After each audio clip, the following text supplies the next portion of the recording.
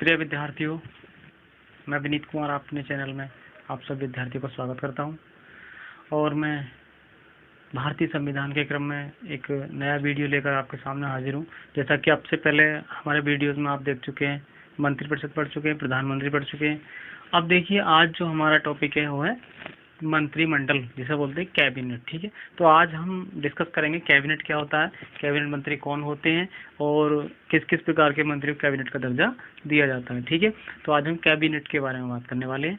तो देखिए, कैबिनेट है क्या, जैसा कि हमने कल आपको मंत्रिपरिषद पढ़ाया। ठीक है, तो मंत्रिपरिषद में हमने बताया कि एक प्रधानमंत्री होते हैं। ठीक है, और प्रधानमंत्री जो होते हैं वो मंत्रिपरिषद कौन होते हैं, अध्यक्ष होते हैं। ठीक है, अब देखिए, अब हमने बताया कि मंत्रिपरिषद, देखिए मंत्रिपरिषद में 3 प्रकार के मंत्री हमने बताए, डिस्कस किए थे। ठीक है, इसका जो मुखिया होता है कौन होता है, वो प्रधानमंत्री होता है।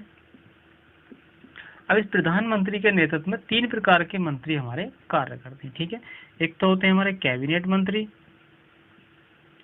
जो लोकसभा या राज्यसभा किसी भी सभा सदस्य मतलब सभा के सदस्य हो सकते हैं। एक होते हैं हमारे राज्य मंत्री और एक होते हैं हमारे उप मंत्री। ये हम पहले डिस्कस कर चुके हैं, इन चीज के बारे में हम समझ चुके हैं। ज्यादातर जो शामिल रहते हैं वो कैबिनेट मंत्री रहते हैं। ठीक है, कुछ राज्य मंत्री हो सकते हैं, लेकिन राज्य मंत्री ज्यादातर अलग ही होते हैं। ठीक है, तो कैबिनेट मंत्री के अंतर्गत कौन सा आते हैं, हमारे प्रधानमंत्री प्लस कैबिनेट मंत्री। ठीक है, तो राज्य मंत्री इसके अंतर्गत नहीं आते हैं। हमें यही ध्यान रखना है कि प्रधानमंत्री और प्लस कैबिनेट मंत्री अगर देखें इन सबको मिला करके तो एक क्या हो जाते हैं, हमारे मंत्रिमंडल या कैबिनेट को बनाते हैं। ठीक है, प्रधानमंत्री प्लस कैबिनेट मंत्री। अब देखिए, प्रधानमंत्री कैबिनेट मंत्री जो है, जैसा हम पढ़ चुके हैं पीछे कि मंत्रिपरिषद हम पीछे पढ़ चुके हैं। ठीक है, मंत्रिपरिषद में हमने बताया कि 3 प्रकार के मंत्री प्लस एक प्रधानमंत्री इसका मुखिया होता है। उसी प्रकार से अगर कैबिनेट की बात करें तो देखिए, मंत्रिमंडल में सभी कैबिनेट मंत्री व प्रधानमंत्री शामिल होते हैं। ठीक है, जैसा कि हमने आपको बताया कि मंत्रिमंडल में सभी कैबिनेट मंत्री और प्लस एक प्रधानमंत्री शामिल होते हैं। ठीक है, उसके बाद बात करें, कैबिनेट मंत्रियों की संख्या 15 से 20 हो सकती है। ठीक है, तो वर्तमान में अगर बात करें तो वर्तमान में जो कैबिनेट मंत्री है हमारे, जो कैबिनेट मंत्री है वो 14 हैं और प्लस एक प्रधानमंत्री। प्रधानमंत्री को जोड़ा जाए तो 15 हैं, बाकी ओनली कैबिनेट मंत्री की बात की जाए तो हमारे पास 14 कैबिनेट मंत्री हमारे इस समय कैबिनेट में है। कैबिनेट मंत्री का जो कार्य होता है, ये एक छोटी सी कार्यदायी संस्था होती है। ये विशेष कुछ विभागों में कानून बनाने के लिए ये मंत्री चुने जाते हैं। ठीक है, मैं आगे बताऊंगा इसके बारे में, किस किस विभाग में कौन कौन से मंत्री कार्यरत हैं, वर्तमान की स्थिति बताऊंगा अभी आपको। तो कुछ और पॉइंट डिस्कस कर लेते हैं। देखिए, कैबिनेट मंत्री संख्या होती है 15 से 20। ठीक है, तो अब वर्तमान में कितने हमारे, 14 प्लस एक प्रधानमंत्री। देखो, आर्टिकल 75 जो 75 ने पढ़ा है कि आर्टिकल 75 में कौन है, हमारा प्रधानमंत्री है। लेकिन आर्टिकल 75 के अंतर्गत एक दूसरी बात भी है, क्या है कि आर्टिकल 75 में बताता है कि मंत्रिपरिषद लोकसभा के प्रति उत्तरदायी होती है।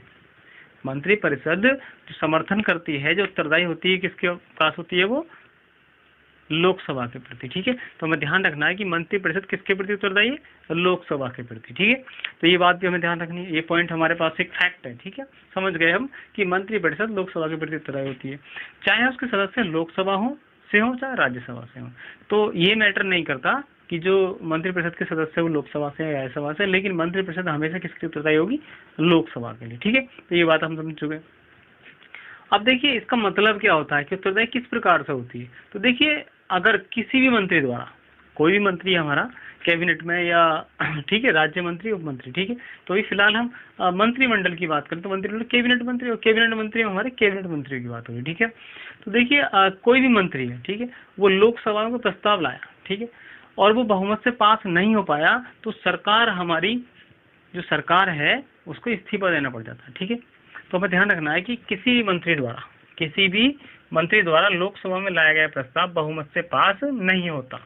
जब बहुमत से पास नहीं होता तो सरकार को क्या देना पड़ता है, अभी इस्तीफा देना पड़ता है और सरकार हमारी गिर जाती है। ठीक है, आगे अगर बात करें तो मंत्रिमंडल का नेतृत्व कौन करते हैं, प्रधानमंत्री। ठीक है, तो मंत्रिमंडल का नेतृत्व प्रधानमंत्री करते हैं और प्रत्येक मंत्री, जितने भी हमारे उसमें मंत्री हैं कैबिनेट में, वो चाहे लोकसभा से हो चाहे राज्यसभा से। ठीक है, तो हम कह सकते हैं कि कैबिनेट का प्रत्येक मंत्री संसद का सदस्य होता है।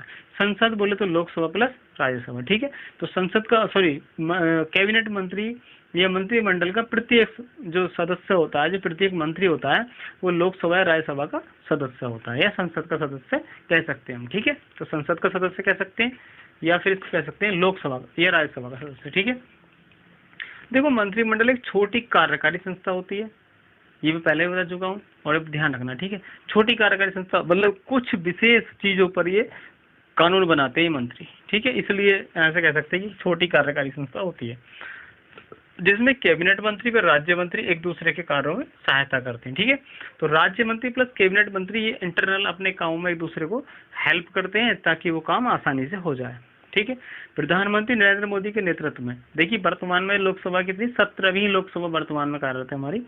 तो ठीक है, प्रधानमंत्री नरेंद्र मोदी के नेतृत्व में 17वीं लोकसभा के गठन के बाद 2019 में मंत्रिमंडल चुना गया हमारा, और इस मंत्रिमंडल में हमारे 14 कैबिनेट मंत्री प्लस एक प्रधानमंत्री वर्तमान में मौजूद है। ठीक है, तो कैबिनेट मंत्री वर्तमान में 14 है प्लस एक प्रधानमंत्री, अगर जोड़ा जाए तो 15 है, बाकी हमारे कैबिनेट मंत्री जो केवल वो 14 है। ठीक है, तो देखिए मंत्री परिषद पहले पढ़ लिया हमने, प्रधानमंत्री पहले पढ़ लिया हमने, लेकिन आज हम जो बात कर रहे थे वो मंत्रिमंडल की बात की है। तो मंत्रिमंडल के बारे में जितने फैक्ट मैंने बताए हैं आपको काफ़ी है, परीक्षा की दृष्टि से काफ़ी है। ठीक है, तो इन बातों को समझने का प्रयत्न करें।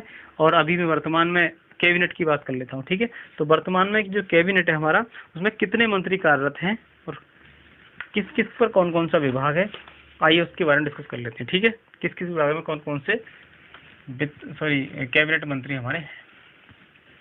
तो देखिए वर्तमान में हम 14 कैबिनेट मंत्रियों की बात करेंगे, और वो 14 के 14 कैबिनेट मंत्री किस किस डिपार्टमेंट में हैं और कौन कौन सा उनका वो है, अभी देख लेते हैं। ठीक है,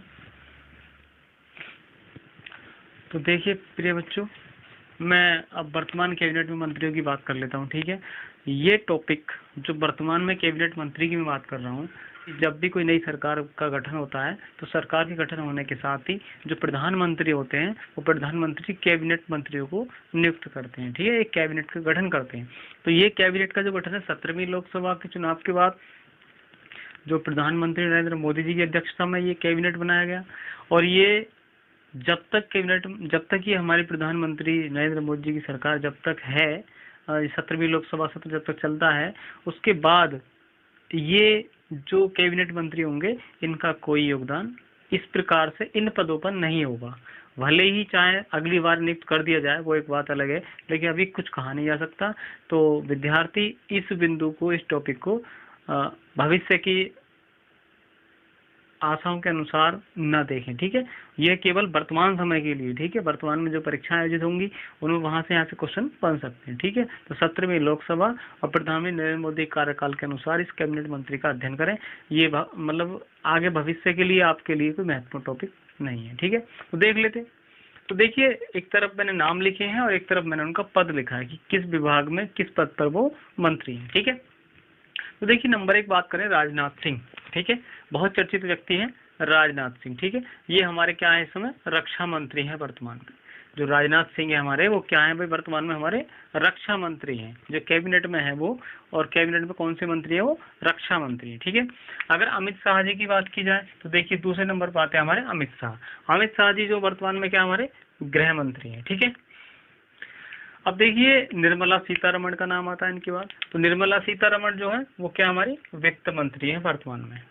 देखिए रक्षा मंत्री का काम क्या होता है, डिफेंस में। ठीक है, मिनिस्ट्री ऑफ डिफेंस मतलब रक्षा मंत्रालय में ये लोग रहते हैं और ये अध्यक्ष होते हैं। तो रक्षा से संबंधित जो भी कानून बनाना होता है, जो भी रणनीति इनको बनानी होती है, वो रक्षा मंत्री द्वारा होती है। ठीक है, गृह मंत्री गृह मंत्रालय में रहते हैं। ये भी आंतरिक मामलों से संबंधित, कानूनी आंतरिक मामलों से संबंधित ये मतलब कुछ निर्णय निकालते हैं और निर्णयों के अनुसार फिर आगे कार्यवाही चलती हैं। वित्त मंत्री जो होते हैं ये बजट पेश करते हैं और अन्य कुछ वित्त संबंधी बहुत सारे मामले इनके अंतर्गत आते हैं। तो बहुत सारी चीजों की जो वित्त संबंधित मामले होते हैं उन पर ये विचार करते हैं। ठीक है, तो वर्तमान में जो वित्त मंत्री कौन है हमारे, निर्मला सीतारमण। देखिए विदेश मंत्री जो विदेश सेवा के साथ साथ विदेशों से अपने बहुत सारे जो समझौते, बहुत सी चीजें रहती है। ठीक है, तो उनको जो हैंडल करते हैं विदेश मंत्री करते हैं। वर्तमान में विदेश मंत्री हैं वो एस जयशंकर जी हैं। ठीक है, तो एस जयशंकर जी कौन है वर्तमान में हमारे विदेश मंत्री। देखो वर्तमान शिक्षा मंत्री की अगर बात की जाए तो वर्तमान में शिक्षा मंत्री हमारे रमेश पोखरियाल। ठीक है। तो वर्तमान में शिक्षा मंत्री कौन है हमारे, रमेश पोखरियाल। कानून मंत्री की अगर बात करें तो वर्तमान में जो कानून मंत्री वो हमारे रविशंकर प्रसाद, ठीक है। तो वर्तमान में एक कानून मंत्री है, कौन है हमारे, रविशंकर प्रसाद, ठीक है। अगर विद्यार्थियों को ये मेरा लिखा हुआ अच्छे से ना चमक रहा हो तो कृपया मेरे बोलने पर ध्यान दें, जो शब्द मैं बोल रहा हूँ उनको अपने नोट्स में लिखें और समझने का प्रयत्न करें। चीजें मैं एकदम समझाने की कोशिश कर रहा हूँ आपको। देखिए, सड़क परिवहन एवं राजमार्ग मंत्री, इनको आप जानते होंगे, ये है नितिन गडकरी, ठीक है। सड़क परिवहन एवं राजमार्ग मंत्री ये वर्तमान में कौन है हमारे, नितिन गडकरी। देखिए, उर्वरक एवं रसायन मंत्री, ये उर्वरक रसायन मंत्री जो डीवी सदानंद गौड़ा है, ठीक है। तो वर्तमान में अगर उर्वरक एवं रसायन मंत्री की बात करें तो कौन है, डीवी सदानंद गौड़ा। इसके बाद देखिए, स्वास्थ्य परिवार कल्याण मंत्री, स्वास्थ्य परिवार कल्याण मंत्री डॉक्टर हर्षवर्धन जी हैं, ठीक है। स्वास्थ्य परिवार कल्याण मंत्री कौन है हमारे, हर्षवर्धन। तो डॉक्टर हर्षवर्धन हमारे स्वास्थ्य परिवार कल्याण मंत्री हैं। देखिए, वर्तमान में रेल मंत्री की बात की जाए तो रेल मंत्री हमारे पीयूष गोयल, बहुत अच्छी तरह जानते होंगे सभी लोग कि ये चर्चित व्यक्ति है। रेल मंत्री जो कौन हमारे वर्तमान में, पीयूष गोयल, ठीक है। इनसे पहले सुरेश प्रभु थे और अन्य रहे थे, लेकिन वर्तमान में जो रेल मंत्री कौन है हमारे, पीयूष गोयल जी, ठीक है। जल शक्ति मंत्री, जल शक्ति मंत्री जो वर्तमान में है वो राजेंद्र सिंह शेखावत है। तो जल शक्ति मंत्री वर्तमान में कौन है, राजेंद्र सिंह शेखावत। जनजातीय कार्य मंत्री, ये जनजाति संबंधित कुछ कार्य करते हैं, ठीक है। ये हमारे अर्जुन मुंडा है। वर्तमान में जो जनजाति शक्ति या जनजातीय कार्य मंत्री हैं वो हमारे अर्जुन मुंडा है, ठीक है। इसके बाद अल्पसंख्यक कार्य मंत्री, तो अल्पसंख्यक कार्य मंत्री जो है वो हमारे मुख्तार अब्बास नकवी है, ठीक है। वर्तमान में अल्पसंख्यक कार्य जो मंत्री हैं वो हमारे कौन है, मुख्तार अब्बास नकवी, ठीक है। और देखिए, इसके बाद है कौशल विकास और उद्यमिता मंत्री, ठीक है। तो कौशल विकास और उद्यमिता, तो कौशल विकास जब व्यक्ति को जानता हो तभी उद्यम लगाएगा, ठीक है। तो कौशल विकास और उद्यमिता मंत्री हैं वो डॉक्टर महेंद्र नाथ पांडे हैं, ठीक है। तो वर्तमान में जो कौशल विकास और उद्यमिता मंत्री वो डॉक्टर महेंद्र नाथ पांडे। तो देखिए, जो वर्तमान कैबिनेट में 14 मंत्री हैं और उनके पद, उनके साथ साथ मैंने एक सारे नामों के साथ उनके पदों को समझाने का प्रयत्न किया। आप सभी विद्यार्थी इस चीज को भले तरह समझ रहे होंगे और मैं भारतीय संविधान का लगातार इसी क्रम में वीडियो लाता रहूंगा और एक के बाद एक टॉपिक लाता रहूंगा। मैं आप सभी विद्यार्थियों से आग्रह करना चाहता हूं कि मैं एक बिगिनर्स हूं, तो इसी के चलते हमारे वीडियो ज़्यादा से शेयर करें, लाइक करें, कमेंट करें। जो भी क्वेश्चन में दिक्कत आती है, कहीं पे कोई डाउट है तो मुझे कमेंट के माध्यम से पूछ सकते हैं, ठीक है।